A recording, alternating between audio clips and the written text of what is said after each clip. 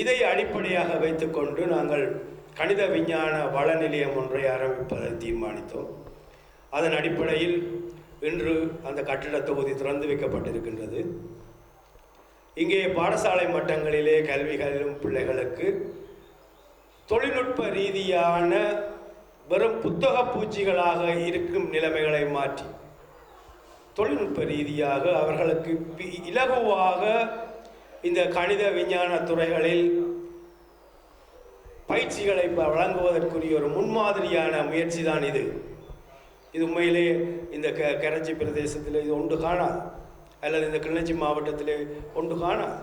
இது பல்வேறு எல்லா பிரதேசங்களிலேயும் எதிர்காலத்தில் உருவாக்கப்பட வேண்டும். நாங்கள் எல்லா துறைகளையும் பற்றி சிந்திக்கின்றோம். ஏனென்றால் இந்த வாய்ப்புகள் எல்லாம் யுத்தம் காரணமாக எங்களது பிள்ளைகளுக்கு கிடைக்காமல் இருந்திருக்கின்றது.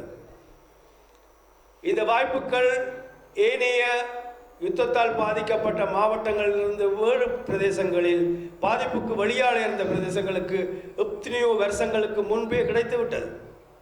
எங்களுக்கு இப்போதுதான் கிடைக்கின்றது.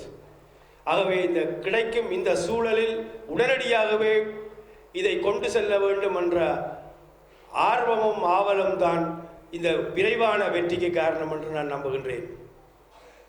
ஏனென்றால் உண்மையிலே இதை கொண்டு செல்ல வேண்டியவர்கள் பல அமைச்சுக்களாக திணைக்களங்களாக இருக்கின்றார்கள். இது திணைக்களத்துக்குரிய கடப்பாடு. திணைக்களத்துக்கான நிதி ஒதுக்கீடை அரசு செய்கின்றது. ஆகவே புதிதாக சிந்தித்து இந்த மாணவர்களின் கல்வியை மேம்படுத்த வேண்டும் என்ற சிந்தனையாளர்கள் சிந்திக்காமல் இருப்பதால் தான் இதை நாங்கள் எங்களது கரங்களில் எடுக்க வேண்டிய கட்டாயத்துக்கு ஆளாகி இருக்கின்றோம். இது எங்களுக்கு சுமத்தப்பட்ட சுமையாக நாங்கள் கருதுகின்றோம். ஏனென்றால் நாங்கள் விரைவான முன்னேற்றத்தை எட்டிவிட வேண்டும். நாங்கள் 3 வருடங்களுக்கு முன்பு கிளிநொச்சி மாவட்ட கல்வி அபிவிருத்தி குழு ஒன்றை நியமித்தோம், ஒன்றை உருவாக்கினோம்.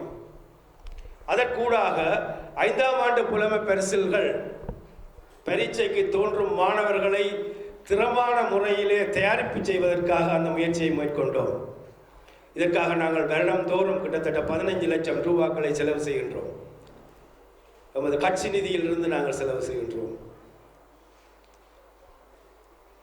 இந்த வருடமும் அந்த முயற்சி ஆரம்பிக்கப்பட்டிருக்கின்றது. 2 வாரங்களுக்கு முன்பு கிட்டத்தட்ட 2630 பிள்ளைகள் கிளிநொச்சி மாவட்டத்தில் இருந்து இந்த 5ஆம் ஆண்டு புலமை பரிசலுக்குரிய பரீட்சை வினாத்தாள்களை கிட்டத்தட்ட 16 வினாத்தாள்களை 6 மாத காலத்துக்குள் செய்து முடிக்கின்றார்கள். அவர்களுக்கான விசேட கருத்தரங்குகள் எல்லாம் வைக்கப்படுகின்றது.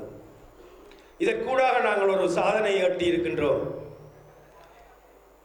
யாழ்ப்பாண மாவட்டம் கிளிநொச்சி மாவட்டம் 2மே சம அளவான வெட்டுப்புள்ளி நிலைமைக்கு கிளிநொச்சி மாவட்டத்தை கொண்டு வந்திருக்கின்றோம். இதனால் ஆரம்ப பாடசாலை கல்விக்கு நாங்கள் அதிக முக்கியத்துவம் கொடுத்திருக்கின்றோம். நினைக்கிறேன் திரு ஆரம்ப கல்வி பணிப்பாளரை பார்த்துனா காணல